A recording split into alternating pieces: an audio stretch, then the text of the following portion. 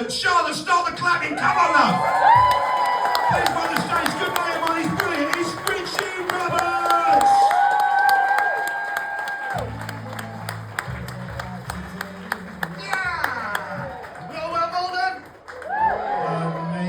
Thank you very much for having you. Giggling over there, I haven't said anything yet. Thank you very much for having me. It's lovely to be here. It's touching to be here. I'll be honest with you, it's nice to be here because I'm a single dad. Can we give it up for single dads? Thank you very much. I do feel like sometimes I overrate that a little bit because to break down my situation, my kids live with their mum and I'm on Tinder. That's all it really means, really. You are right though, miss. I have got a bit of an accent. I'm from a small town in South Wales called Barry Island. You might have heard of it? Stacey, the show that's finally gone away, yes. But I live not too far from here. I live down in Southend. I've made a home for myself down here, and I love it. You guys have all been to Southend at some point? Yeah, it's home from home for me. Now it really is. I love it. There are moments I realise life isn't quite panning out as planned. Okay, you've got to bear in mind, I'm 45 years of age. I've gone from Barry Island to Adventure Island. This isn't how I thought it was going to be. I've got a couple of kids. I've got two little cock blockers. They're 8 and 9 years of age, and I love them to bits. And their mum is local, which means that my kids are half Southend and half Welsh, which means they're thick, but they can sing. They can.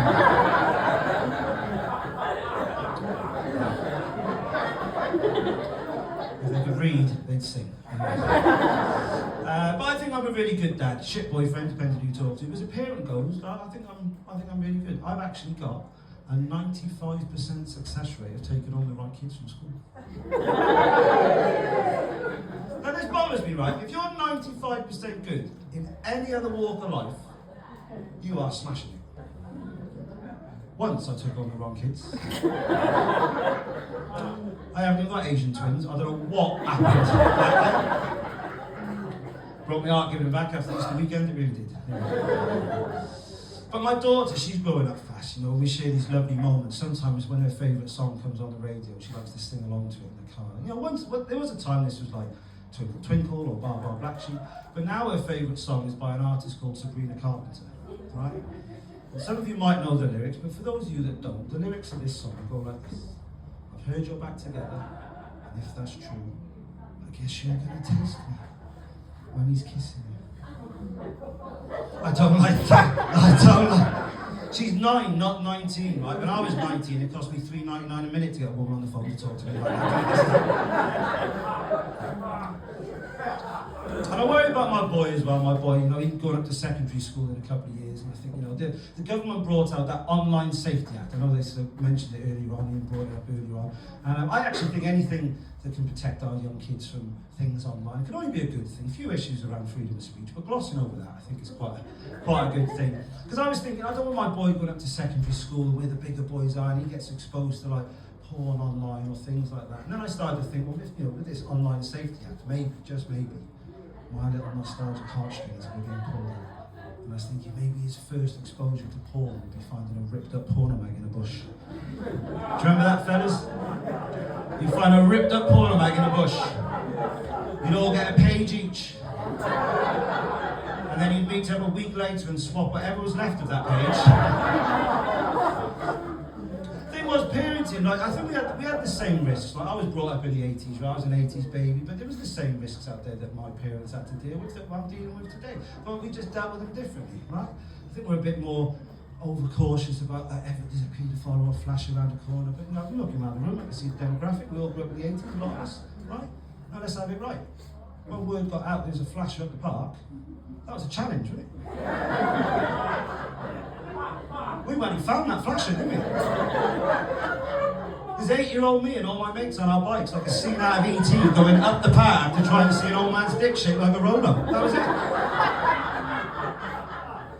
There'll always be one out there at the spoil it going, I hope it's bigger than the last one. Fucking hell. No more sleepovers at Timmy's, mum. Jesus.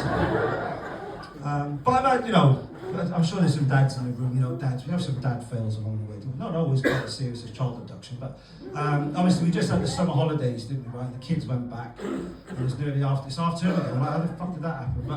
But day 1, week 1, September, I sent my kids back to school, and as I've left, I've realised I haven't sent the boy in with packed lunch. Right, so I ring the school, I explain the situation to the nice lady, and she's good as gold. She said, oh, that's all right, there's no problem. What form's he in? Now, I know the square root of fuck all about my kids. So I was like, I don't know what form he's in. She went, that's who I love, that's not problem.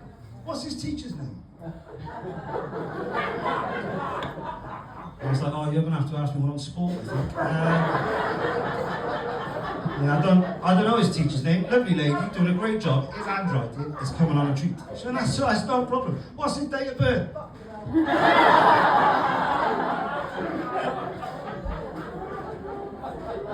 And I'm not proud of this, Maldon, but I overreacted. I lashed out. The effects of stress, right? I said, listen, lady, I know my name, I know his name. Well, I think that's enough information, don't you? She's totally cool. Clearly, this is not her first dad phone call of the day, right? She's dealt with this 1,000 times before. She's calmed me down, right? We've gone through some breathing techniques. Wrong school.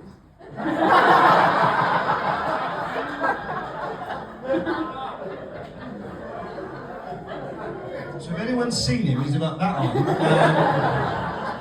And we'd like him back. But this time of year is quite poignant for me, because obviously I think about parenting and being a dad, and I think about my dad a lot, because around about this time of year, my dad sadly passed away. It was during that COVID, it was about 5 years, but during that COVID summer, at the end of that summer, so we all remember lockdown. And it was a difficult time for me. The long version is, just before the Christmas, I split up with the kids' mum, I move into a flat, get through Christmas, New Year, new me, right? And then we get into lockdown, COVID, and my dad has to come and live with me because he's got the early stages of dementia, right? Now, there might be people in the room that are affected by dementia, or they're caring for someone with dementia. People often say it's as traumatic for the person caring for the loved one as the person with dementia. I can vouch for that. But what I would say is this, I left home at 18 when I joined the army, and for about 25 years, I was living away. So that COVID summer was the most time consecutively I'd spent with my dad. And as difficult as it was, we had some of the funniest times in our life, right? Because of the COVID and the dementia. So if you remember, they cast your minds back, they delayed the Euros, they put it back a year, didn't they? Right? So they were showing reruns of old football matches, and often I would come home and find my dad 4 cans of Stella Deep, watching Wales qualify for the World Cup. He'd be like, get a beer, son, we're going to the World Cup! And I'd sit down with my dad and we'd watch this game again, and I reckon I've watched Wales qualify for the first time 17 times. Who wouldn't want that? Like, for example, you English people, you've got a good chance of winning the World Cup, and all I can say is, right, if you go to the World Cup and you win it, that's amazing. But just fingers crossed your parents get dementia, because you can just keep watching that over and over again for the first time. It's brilliant. But the best one of all, there was this game, and some of you might be football fans in here, but they were showing a game from 2016, and it was Wales against Belgium in the Euros quarterfinals. It's 2-2. Little old Wales are taking the favourites, Belgium, to extra time, right? Wales bring on this striker called Hal Robson-Kanu, right? I think he played for Southend for a season a little while ago. And he's not a Messi, he's not a Ronaldo, but he's a good, solid pro, right? And he comes on and scores one of the greatest goals in European history. Wales beat Belgium, Wales go through. Come on, Wales. So me and my dad are watching this game. Board goes up for Hal Robson-Kanu. My dad turns to me. I've never rated him. I said, I bet you a 10 he scores, Dad.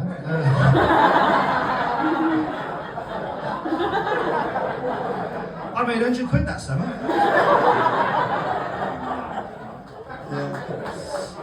Thanks for that, appreciate it. I touched on it earlier about joining the army. Yeah, I joined the army, I did horse guards. If any of you been up to London, you see go around Whitehall, you see the guys sat in their horses doing that stuff. And it was good, it was brilliant. It was 5 years, I never learned, I didn't know how to ride horses before I joined the army, so it's a bit of a baptism of fire. But I loved it, I was very proud to be in there.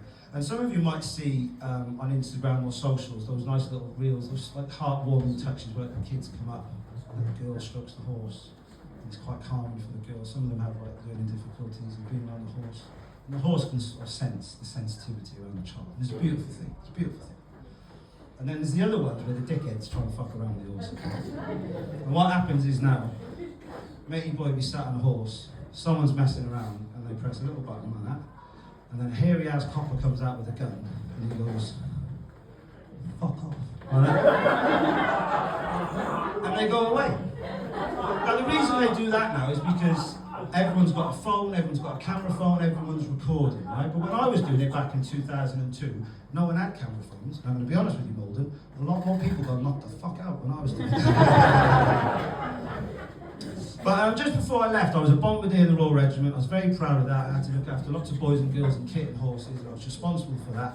And what I'm about to tell you doesn't sort of breach any confidentiality agreements, because it ended up on the front page of the Sun. But basically, what happened was, did anyone remember Foot and Mouth? Around about 2000? Yeah, so because we were like horses, we couldn't leave the barracks, right? We're in St John's Wood, so we used to exercise the horses in camp, and then by 11 o'clock we were down the pub, because we couldn't do anything else with it. Do you remember Foot and Mouth? Did you have it? What happened there? Trench foot. Who had it? You had Foot and Mouth. We got any water for that wine? So because of Foot and Mouth, we weren't allowed to leave the barracks, right? So that one mad summer, some of us, right, drinking down the North London pub, we got a bit of a taste for the packet, right? Colombian marching powder, right? And it got a bit out of hand, right? And then one day I've come back from a weekend away, and I'm in my room sorting out my kit, and one of the lads, you come down the pub? And I'm like, no, I'm giving it a miss tonight, but BA, remember, tomorrow, Monday morning, parade, don't be late. So they go down the pub. Monday morning parade, we're all lined up, I'm inspecting them, they're all sweating, right? Because over in the corner of the parade there's a blue van, and that represents the drug testing team, right?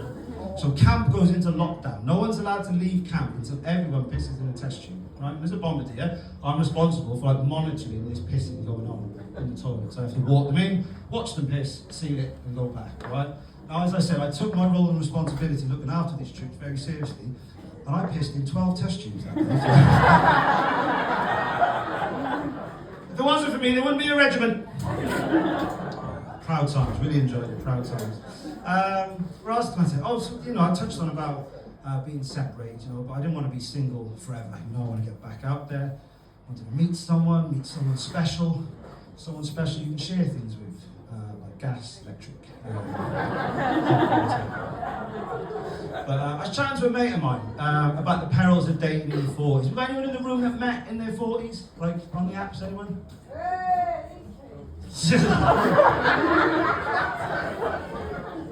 thought you were hurt then. I was going to you panicked me. So we were chatting about the perils of dating in your 40s, because I realised when you're in your 40s, your tolerance for like bullshit just like diminishes, doesn't it? And we were chatting away, he's a good mate of mine, and he's gay. And it's relevant to the story, I'm not just outing him.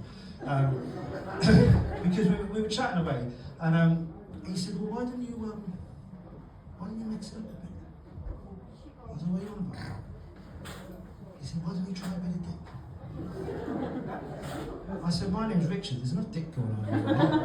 He was like, try it. He said, because when I came out, he said, I realised I like my men like I like my coffee. I was like, please don't say it. And then he looked me up and down and he went, white and weak. Oh. I didn't like that. But living in Southend, I'm not sure what it's like around here in Maldon, I know you're by the sea, but living down in Southend, I found the dating apps hard, right? Because I'm surrounded 3/4 by water, right? So when I had that little notification, it was, hey Richie, guess what? You've just matched with Jenny, 37 from Kent, and she is only 4 miles away.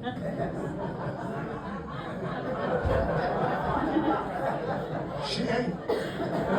Unless I'm getting a taxi boat across a major shipping lane, me and Jenny are not going for coffee. For those of you who've been down to Southend, you know they've got the pier, right? Fuck all on that pier.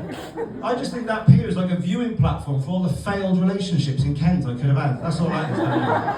I actually think the dating apps need to update their algorithms down their search string. I don't need to know height, weight, hobbies, interests, 2 truths and a lie. I don't need to know that. What I need to know is the important stuff, right? The stuff that's going to help me ascertain whether or not this relationship is going to develop and blossom into a beautiful, mature relationship. I need to know, do I have to cross a bridge? Are you less compliant? And do I have to pay the dart charge? This is in my thought decision-making process, you know what I mean? I have been seeing someone recently, it's going quite well, okay? Now, I don't want to lose the room here, right? She's a bit younger than me, okay? So I'm 45, she's 28. Hey, listen, I couldn't get the finance on the pause. My midlife crisis is going just as I want it to, alright? It's going. But so we're going out, things are going well, and we sort of thought, what better way to test the early stages of a relationship than to go away on holiday? Well, a week away, sounds great. She booked it, Magaluf. Not my destination of choice, I'll be honest. I was clearly the oldest fella around the pool. Everyone else is just made of rubber and not shaven. But we got through. But we go out in the evenings, right? The bars, the restaurants, we're walking around, we're having a nice time. But people stare, you know. It's not my point. And they're looking at me like, I bet he's getting it. I haven't. I'm here with you on Friday. I haven't.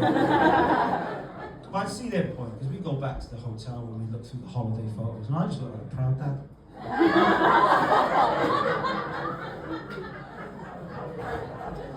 I understand there's a stigma. There's obviously a stigma. I saw your reaction, I heard your reaction. There's a stigma about the older guy, younger girl thing, right? It's working for us, but I'm also aware, I'm streetwise, right? I know there's certain things we have to behave correctly when we're in public, because we don't want any sort of outcries, right? So I'll give you an example. The other day we were walking through a park, beautiful park down where I live, crisp autumnal morning, we're holding hands, leaves on the ground, it's beautiful. You can picture it, right? You can picture it, we're there. And I started to realise that no matter how much I wanted to, and no matter how much she begged me, I can't push her on a swing. I can't.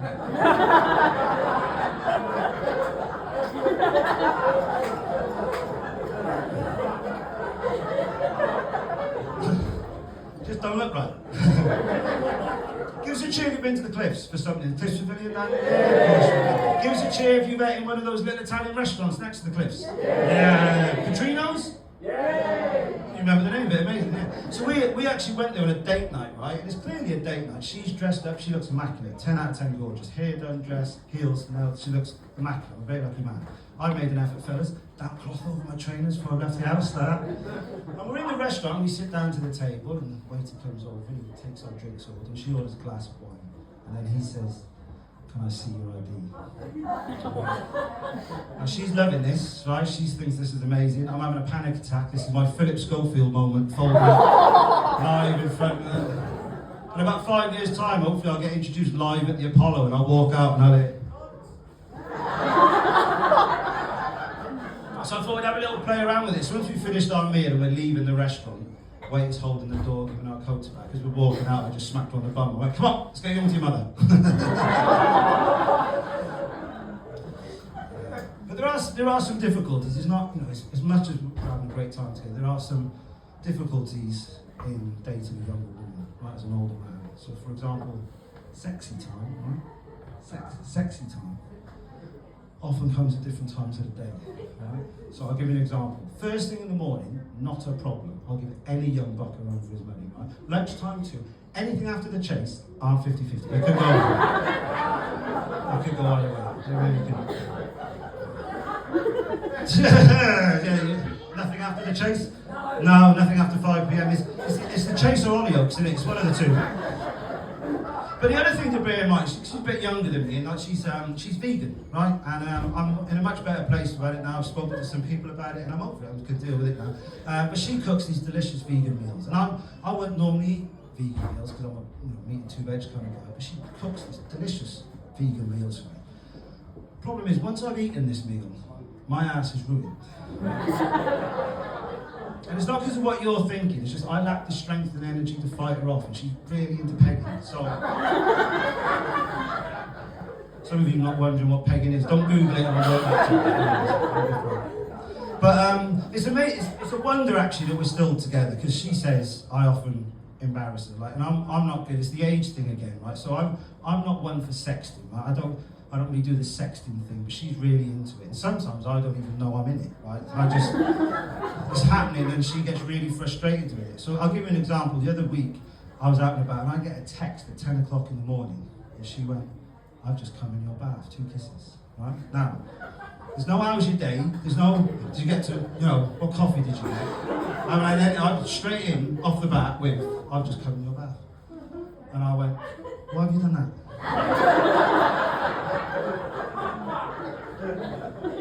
So I always get horny in the bath. That's just a bit weird, I didn't know that. She said, "I like to do it when I take a bath." "Oh, you're already in the bath?" She said, "Did you think I go into an empty bath to have a wank?" I was like, "Yeah, you gave me limited information," and it just played out really different in my head. She then called me an idiot and said, "Don't you want to know what I was thinking about?" I was like, "Yes, of course I do." So she starts typing, and then I panic, and I'm like, wait, is this one of those full to the brim steaming up baths that start to peel the paint off the ceiling in the bathroom? She's like, that's how I have my baths, what is wrong with you? I was like, just trying to work out how much this is costing me, gas, electric, hot water. But I'll leave you with this, right? This is amazing, right? It's a wonder we're still together. Because we went to a gender reveal party recently. Has anyone ever been to a gender reveal party? You know what they are? You sure? I did this in Cambridge the other week, I had to draw a picture, right? So we're going to a gender reveal party, but the caveat is I'm meeting all her friends for the very first time, right? So it's a big social event, and I'm a little bit nervous and stressed about this because I'm going to this gender reveal party. And she can see that as we're walking up to the house. She's like, what's the matter with you? I said, well, I've never been to one of these before. I don't know how they go, I don't know what's expected of me, but I want it to go well. And she's like, you're overthinking it. I said, well, that's easy for you to say, they're your friends. She said, you just need to be yourself. And I was like, you know what, you're right. They either accept me for who I am, or they don't. So we walk up to the house, the front door opens, cock and balls out, reveal my gender.